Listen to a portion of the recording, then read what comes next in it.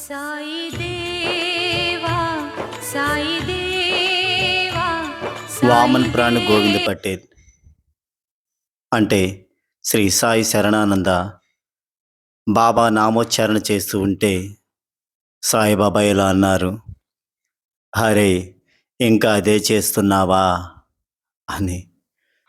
దీంతో శరణానంద ఆలోచనలో పడిపోయాడు. బాబా తమ సాయినాథ్ నామస్మరణతో ప్రసన్నుడు కాలేదా? వేరే నామం జపించాలా?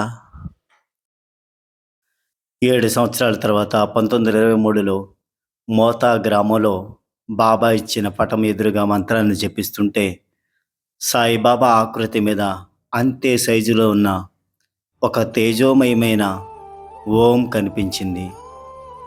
ఆ చిత్రపటం మీద బాబా పేరుంది. ఆ పేరు మీద కూడా ఏకాక్షరి మంత్రం ఆవరించినట్లు కనిపించింది. ప్రణవం దర్శనం అవసాగింది. ఇదివరకు బాబా ఆకృతి ఏ రకంగా సర్వత్రా కనిపించిందో ఆ ప్రకారంగా ఆకాశంలో, పృథ్వీ మీద, వృక్షాల మీద, రాళ్ల మీద సర్వత్రా ప్రణవ దర్శనమైంది. దీనివల్ల శరణానంద్ ఈ విధంగా అనుకున్నాడు, ఈ ఏకాక్షరి మంత్ర జపం చేయాలన్నదే బాబా ఇచ్చ కావచ్చు అన్న నిశ్చయం అతనికి కలిగింది.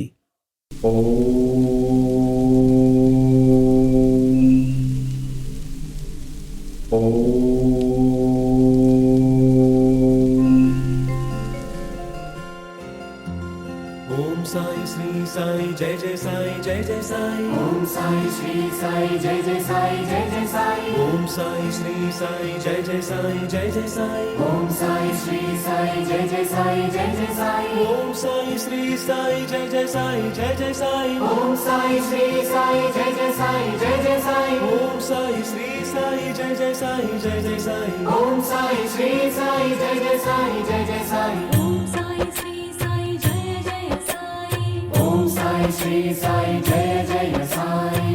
ఓం సాయి శ్రీ సాయి జయ జయ సాయి ओम साई श्री साई जय जय साई। ఓం సాయి శ్రీ